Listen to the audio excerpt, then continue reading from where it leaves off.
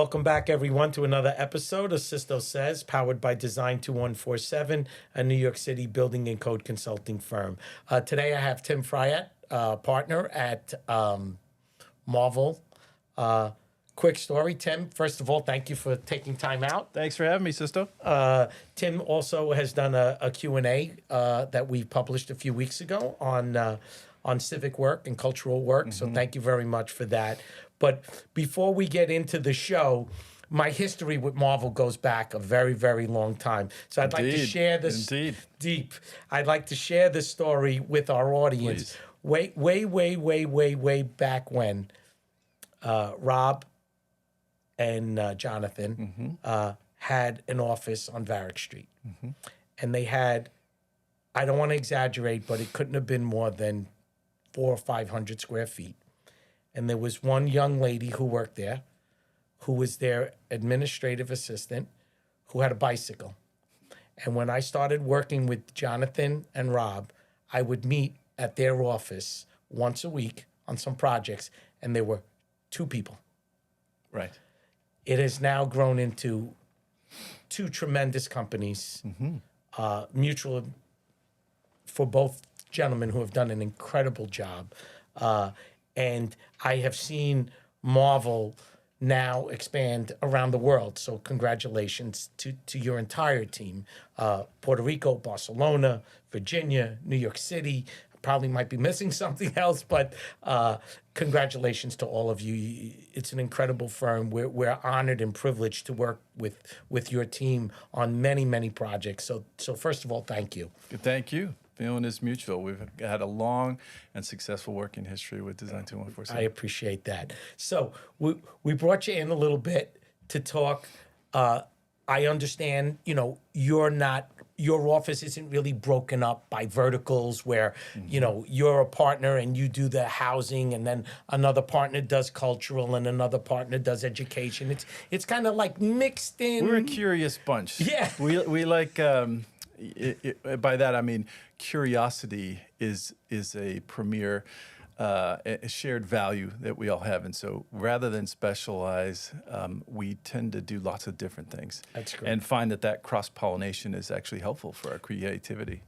And your firm has always been known for its creativity, always looking outside the box, coming up with with many questions that are outside the box and trying to make it work. And that, that there's a lot to be said for that.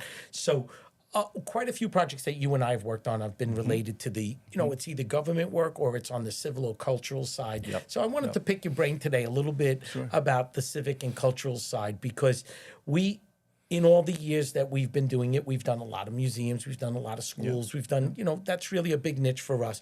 But post-COVID changed a lot of where that money has been flowing and where the projects have been going. So if you could tell us, my show is more about the New York City area, Tim, not globally. So I'm sure that it's different in different parts of the world and different parts of the country. So a little bit about what's going on in New York City and what you're seeing and the RFPs that you guys look at, and how are we going to rebound from this?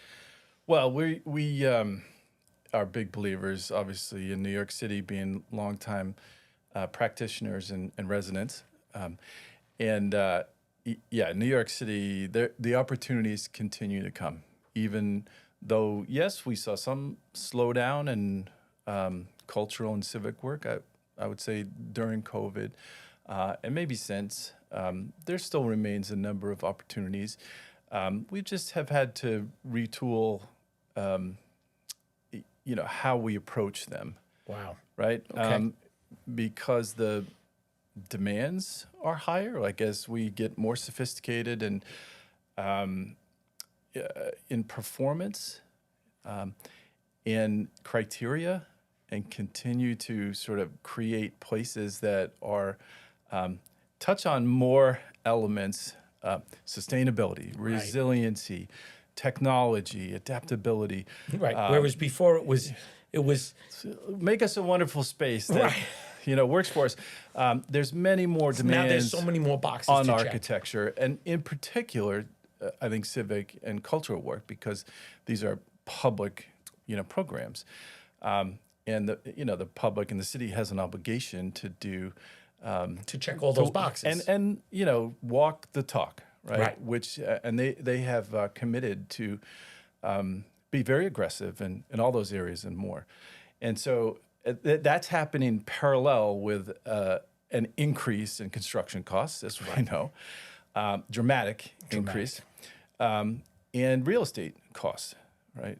So we have to find ways to think differently in our practice, and that's a challenge that we are really excited about. And well, because before, like you said, now you're checking a lot more boxes, and the more boxes you check, the more expensive projects get.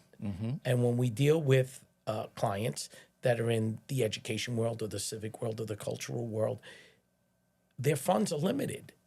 They're relying on grants. They're relying on different things. Yes. So now they start a project, they put it pen to paper, they think it's going to cost $10 million, and we're going to redo a learning center. And next thing you know, oh, by the way, they enacted Local Law 97, so you're going to have to do this. Oh, and by the way, we can't get this federal grant unless we do that. But by the way, we don't have any more money. So, Tim, how do we do this? So as an architect and being a principal in an architectural firm, how do you adapt to that as an organization? Because I think, it's easy just to say no, but that's not your job. Your job is yes, and we're going to find that we have to try to find a way to do this. we look for the win-win-wins, right? The opportunities. I mean, there's always an obligation that every public dollar spent does more than one thing, right? Correct. Often you'll have, there'll be a criteria, let's say, for security, right? We ask ourselves, okay, how can this security need also serve this public space? Can it be sittable? Can it be, can we create social spaces in such a way that they also serve a security purpose, right? So double duty. Right. And that is, that's just efficiency, really, in design. And we have a saying, a mantra at Marvel, we like to say, design everywhere for everybody, right? That we consider design as an opportunity to serve, right? And not just our clients today, but posterity, right? We're thinking into the future. Correct. And I think that aligns very well with these new demands and the sort of overall cultural shifts away from more, let's say, bespoke high design, right? The capital A architecture, where there's this singular individual with a mastermind idea that's going to transform the world, into a much more collaborative approach that puts community first, like that listens, that actually creates a space that can adapt in time. Right. Well, that's been a big topic on the show recently with the different interviews that I'm doing or with the Q&As that I do every couple of weeks is, when we go to, we've done a lot of schools together with your firm, private as well as public. Yeah. And the whole concept of a school now has changed. It's been so much more about repurposing, having enormous flexibility in a space. Yes. When I started SCA work, we did 3 different places of assemblies. Now we do 1 place of assembly, and they use it in the smaller schools for 3 different uses. Yep. So, and same thing. All the private schools that we've worked on with your firm over the years on the Upper East Side or the Upper West Side, they have all this space, and now they're coming back to us and saying, from a code standpoint, before we go to Tim, can we do this, this, and this? Because we don't want to, but we need to repurpose this somehow. So I think that a lot of the designs, the newer designs that we're seeing and that we're filing, you're absolutely right. It's being designed today with this program or this vision, but they're also asking the architect the question, well, in 5 years from now, what do you think we're going to do with this Of space course. if we have to Of change it? course. Whereas before it wasn't thought like that. They would No. just knock a building down and build another one. In some further back, I think it was more. We sort of lost that along the way. The idea Yeah. that we're designing into time, But all buildings, of course, are predictions, and most predictions are wrong. Right. So, how do we think about, offering? How do we consider ways that a building might change? Like, what are the factors? Where is the natural light? How big is the structural grid? How tall is the floor to floor? We're doing it right now with all the office to residential conversions. That course. It was never thought of that, if you made the light wells a little bit bigger, maybe we would have this easier conversion. Yeah. But the bays don't work, the elevators don't work, the cores don't work. Right. So, although there are some projects moving forward, we're doing a few of them, and they've been a challenge. Tony's come up with some great, some of the architects we worked with, they have great vision. They're asking us to look at the code, present things to the building department because of those factors. Yeah. But who would have ever thought that here we are in 2024, that the vacancy rate in office buildings, which was the backbone of real estate in New York City, Yeah. is just to the point where, we got to find a way to repurpose them. Yeah. That'll change. I mean, It always does. It always does, and New York has a way of always outperforming and surprising. And I think a lot of that has to do with firms like yours, where developers come with an idea, and architects are able to take that concept and really make it work. And they're able to financially make it work. And like you said, you're always going to make a prediction, and some of them are great, and some of them aren't. And that's what developers do. That's right. That's what they're trying to do. So we've been seeing a shift also in the higher education. And how that is changing. A lot of the university we're talking to, they're talking about life sciences, putting more life sciences into their campuses, one way or another. We're just finishing up one at St. John's, and other universities are coming to us. And another big one that's been around is, and we've had, I don't know if we've done it with Marvel yet, but we've talked to several architects that have come to us that universities want gaming rooms. Sure. Like auditoriums for Yeah. NYU to play video games with, Wake Forest, maybe. I don't know. But that seems to be a new trend. And we've had a couple of conversations about that what may have been this space, now they're asking us, can we convert this to an auditorium where students from this school can interact with other students without being there? So this social connection, video interfacing with other students around the world is really an incredible concept to me. So I'm curious to know if that's something that you guys, since you're around the country and around the world. I mean, these program, the demands, I'll say, or needs, constantly changing. Right. And so it gets back to that point about adaptability, that we want to create spaces that are flexible. I think the theme there, though, with the gaming, and I think we can apply it also to the cultural and civic work, is that there's a sort of casualness that's a good word. really desired these days. People want spaces that are more comfortable, that are more social, lax. more relaxed. Right. Gone are the days of,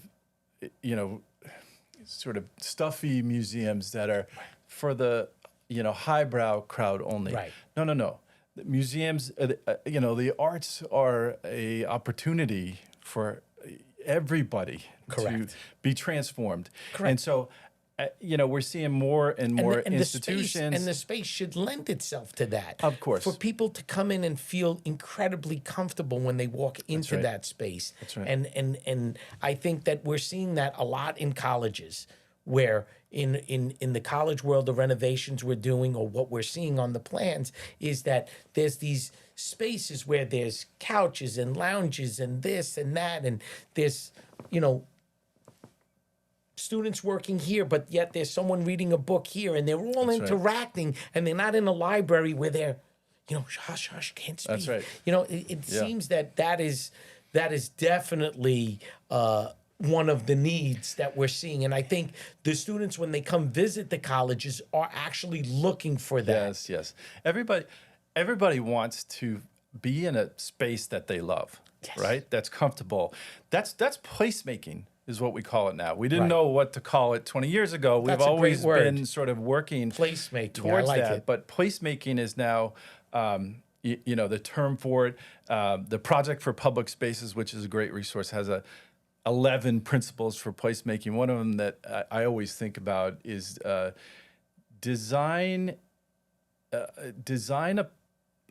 create a place, not a design. That's what it is, right? And it's important to understand that, what we are creating is for people that we don't necessarily see how it will be used or how it will change in time. And so it's less about our imprint, what we think is cool and fun, right, and more about the performance. Right. How they use the space. Is it thermally comfortable? Right. Do people feel secure? Does it promote safety? Does it promote sociability? Right. And these are all things that the public and certainly the city have become much more astute in their demands for it. Right, because they need demands, that high I call performance. it programs, but you're right. Demands and demand needs. sounds a little harsh. But because when they put it in the program, they're really giving you their demands. But I don't mean it in a bad way. It's they should have. They're right, and I think the public. They're making the investment. Well, listen, and there's a lot of times there's opposition to developments because people say, "Oh no, right, this is not going to be good." Right. Exactly. And why? It's good. There's reasons, right? Because a lot of architecture is bad these days. A lot of times we are creating places that are disposable architecture, fast food kind of architecture, I would call it. Places that really are nondescript. They're not of their time, place, or people. And because of that, they are not loved. Right. If you want to be timeless and enduring, and you need to support the community, you need space that people love. Yes. And the city recognizes that. If I'm going to put money towards this, or arts institutions, they all recognize this.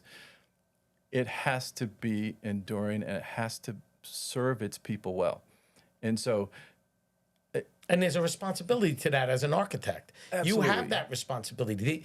They're giving you the demands or the needs, and you're responsible for that. And it's not just, that's why I was at a BizDevel. I'm a member of BizDevel, and it's a great group. And a gentleman had come in, and he spoke to the audience. It was about 70 of us. And he was a very interesting guy. And it happened that we did their work. And before he took this position, which was repurposing thousands of units of affordable housing, he was in the hotel world. And someone had asked him a question in his career. He said, what was the most fun projects that you worked on? Yeah. And he said, hotels. And someone said, why? You built so many other incredible buildings that people live in. He goes, because when you design hotels and you build hotels, people are going there to relax. And as a developer working with an architect, we get to have fun. Right. Because we put ourselves back for a moment and say, well, I'm going to walk in this space with maybe my wife and my children. Right. And my kids are going to want to go to the pool. My wife's going to want to have a massage. I'm going to want to maybe go to the bar and have a bite and watch the ball game. And we're all going to have fun here. Right. He goes, and it was great to build buildings for fun. Yes. And he left a great impression in me, Tim, that you're bringing out right now, which is he was creating a space for people to have fun. He said, everybody's going to go to their room and they're going to go to sleep. But when they're going to remember when they leave my hotel is The restaurant was great. The bar was great. The pool was in the right place. And he really made me think for my hour drive home that night that he really had a passion, that it wasn't just about the finance part of it. No, it can't be. It can't be. And I'm so 'Cause glad you they're brought not up fun. successful. Yeah, because of the complexities of what we do and the size of the teams, right?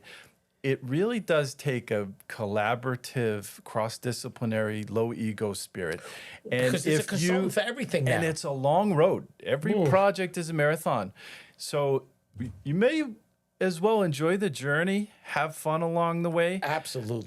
Have some joy. What you're doing is really a privilege to serve. Sure. We consider that our privilege to help our city grow. And every project has, different heavy responsibilities. Sure. Right. So let's have some levity and joy and enjoyment of each other Absolutely. as we go, because the end result is better.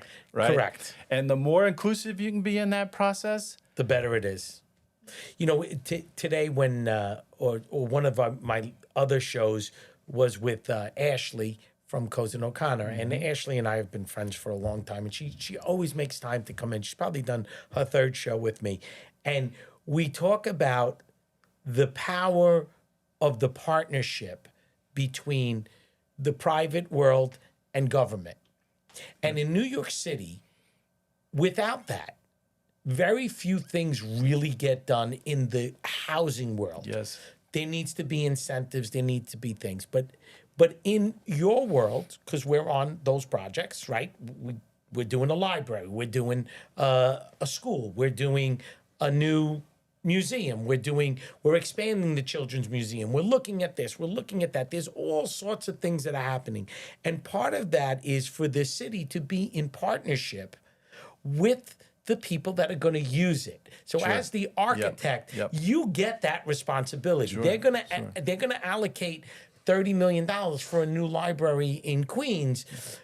Well, Marvel's responsibility is to take that money and give that community the best space and best experience. That's right. When they bring their child there or they go to that library, did Marvel do everything they could to use that money in the best way they can in partnership with the city to give those people using the space that experience? And I think that's a big responsibility. It's it is. It happens in a lot of ways. We've worked with Ashley on 29J, a commercial building that we're just finishing for EJME in Dumbo, where we had to go through a landmarks process because it's in a landmarks district. I know the building. And landmarks, their contributions were significantly important to and improve the building in real ways, right? They made you think about it. They had wonderful points. We listened. Oh, It was a collaboration, right? You have I to like listen. to think of it. And it's the same with outreach, public outreach. Sure. Which we love doing. I think, there's over time, there's been more outreach coming into our processes. Well, I think it just opens your eyes to, because sometimes you're not hearing all of it because you're not privy to it. So when you hear it from other places, it allows the ability that the palette grows. That's right. Inclusion is necessary to ensure, again, Sustainability. And a successful outcome, right? That the more voices you have, and we really need to be good listeners. 100%. We listen first and often is our, what my mantra. That if you understand how people, they know the best, right? This is their space, their place, their use, whatever it is. If you can really deeply listen and understand the needs, you will be able to deliver a better building, landscape, space. We do lots of different types of work. If I'm trying to remember which project that we worked on together, but I'm almost 99% sure, Tim, that we worked on the McCarran Park, the pool, Pool. project. Yep, McCarran Pool. Right. Yeah. And I remember when we started that project, I worked on it, and we were able to look at the building and understand the uses. And it was a massive project. It Yeah. was a lot of space. Yeah. And that was way before Greenpoint had this. They had just started the whole quality housing zoning thing. There was only a few buildings up along the park. We don't have what we have Right, now. right. And I still walk past it here from the office because it's not far. And sometimes Yep. we go for a cup of coffee and we walk past Yep, it. And yep. and your office did an incredible job. And that's exactly what I was saying before about what your responsibility is with the Parks Department to do a project of that size and understand who's going to use it, when they're going to use it, how they get in, how they get out. Are the children going to feel safe in that environment? Yet we don't want it to look like we're walking into a fort, and that's not easy there because that had some 1920, 1930s, an old bathhouse that had these big, huge walls around it, but yet you had to make it inviting. And when I go past it, I still remember today discussing the entrance with your office and how it is inviting. Yeah. It's inviting for me. It's inviting for parents with their children. I see people coming in and out of it all the time with their children, going to get swimming lessons, whatever they're doing there. So, that's where we talk about when you design these civic type projects. Yes. You're using the government's work. Doesn't mean that you have this free-for-all to do whatever you want. You have this responsibility Of course. for people to use it and for the project not to be a dud. Yeah, of course. Yeah. And I think, we it's a great example because we live in a largely 19th century urban fabric in New York City. Of course. And adaptive reuse of Is a big proponent. Breathing life into old buildings is a wonderful thing to do for sustainability, but also to maintain and preserve cultural heritage. Sure. People count on a certain durability in their physical environment to reflect a stability in culture. Sure. There's a reason why people that drive Teslas live in colonial houses, right? There is a need in architecture for permanence. Right. And to be able to revive an older landmark building like McCarran Pool or the Battery Maritime building for a new use is a wonderful thing. And it takes it takes guts for the city to say we can do this. Yes. And it takes the right team to believe in what they're seeing and make it happen. And I think that's part of your journey, Yes. At Marvel, to do those things. Yeah, we find ways to make it work, whether it's through historic tax credits, Sure. Through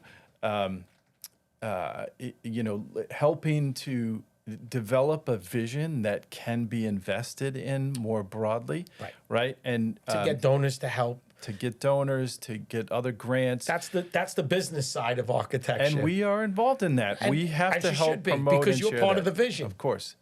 It's not just the end result of the building, it's how we get there that we are very focused on the multivariate aspect of that process.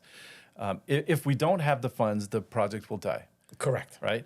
So it's not enough to have vision, you have to have a way to get there. I agree. So as we always get down to the end of the show, I always throw a plug, which he's going to have to start paying for. Is a good friend of mine, Andrew Peters from Curry and Brown, and he's an estimator there. And his job is always to project what a building's going to cost before they even have a drawing. They have an idea, and they say it's 10,000 square feet, and it's going to be in Brooklyn somewhere.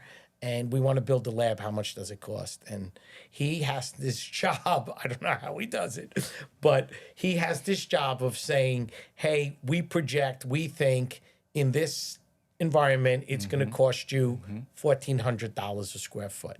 And his saying to me is, my job is to use what was in the past, but always to look forward. Yeah. Because that's why in a car, the rear view mirror is this big and the windshield is this big. Yes. So we always come to the end of the show, Tim, where I get to ask you a great question. It's an opinion question. It's subjective.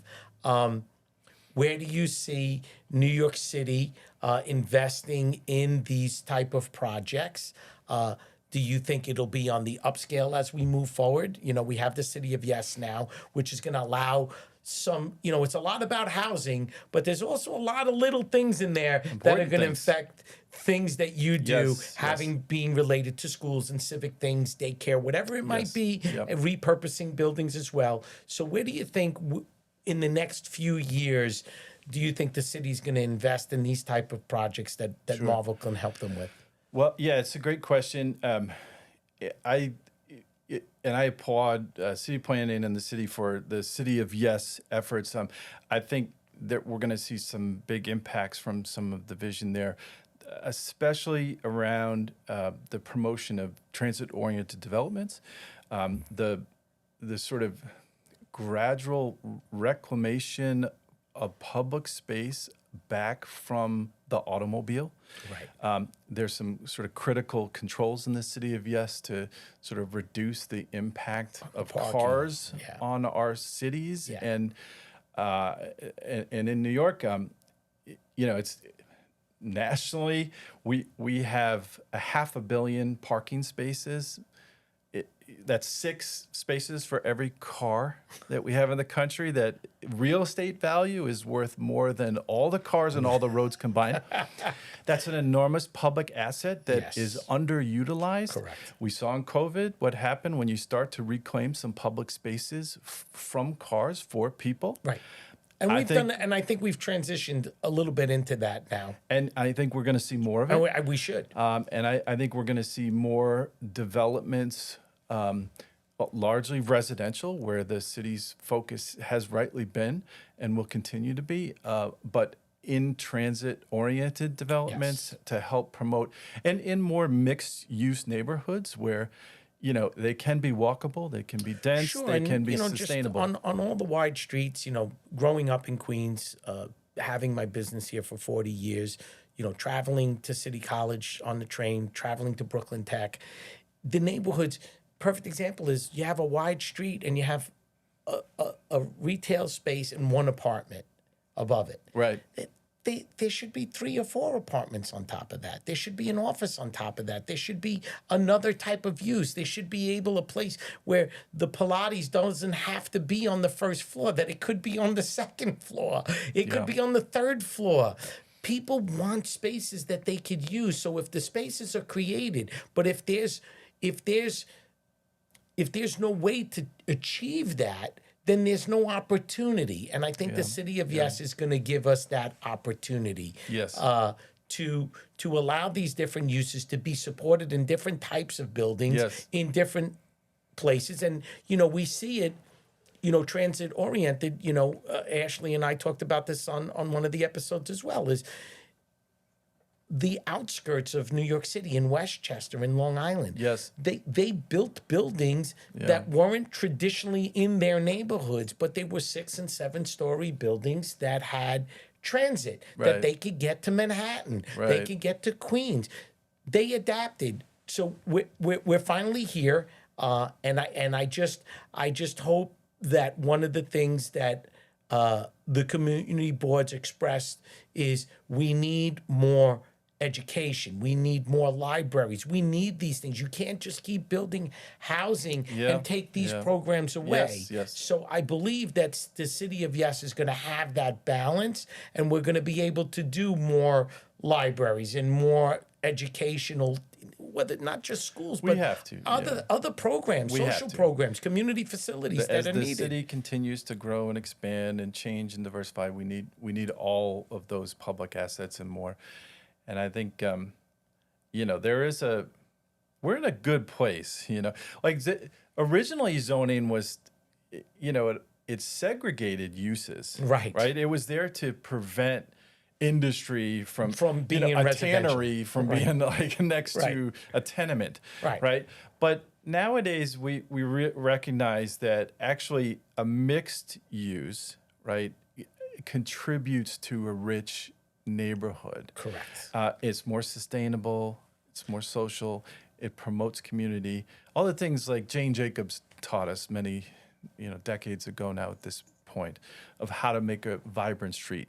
And the city is, and the public, and certainly cultural institutions, but I think at large is now very sophisticated and attuned to these principles that, we've been talking about and working towards in the industry, but they've taken on a different meaning and a broad consensus of support. Well, it's just like where we are right here. We're in Greenpoint. We have an office building in the middle of a residential block. Yes. This is what people want. They want to be able to live in the neighborhood, walk over, and they don't all have to go to Manhattan. And look at the vibrancy of the streets in Greenpoint, and how it's changed in 20 years. And totally different. And it brings new demands to sure, the it's density, not always perfect, but no. but the thing about New York City is that it continues to evolve. Yeah.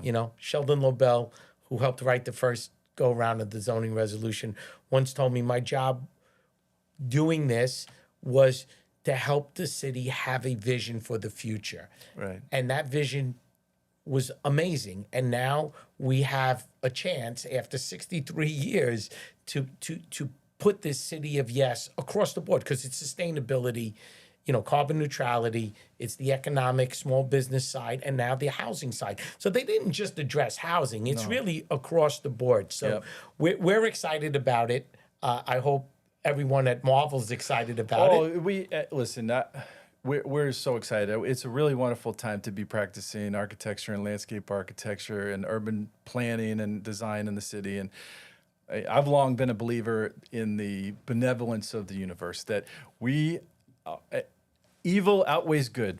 Agreed, 100%. We're optimistic folks that are here to help promote public good and make positive changes. And it's happening and it's gaining momentum. And so we have nothing but positive outlooks. And you know what? The more I do the show, and part of my show is always about the power of people, and people that go to these community boards, these people that go to these hearings and they speak up, the outreach is amazing. And that's what makes New York City so great, that you could be on one side and someone else could be on the other side, but they somehow find a way to both speak and be able to listen to both sides and create something really great. And like I said, I wouldn't be here talking to you if I hadn't met Rob and Jonathan many, many, many, many moons ago in a small office, and look at what they've created and how many buildings they've put their fingerprint, not only in New York City, but around the country and now around the world. It's amazing. So it was really an honor and a privilege to have you, Tim. Thank you for taking the time. And I think you've educated a lot of our listeners about the passion that you have for architecture in New York City. Thank you so much, Sisto. It was wonderful to talk to you. Thanks, Tim.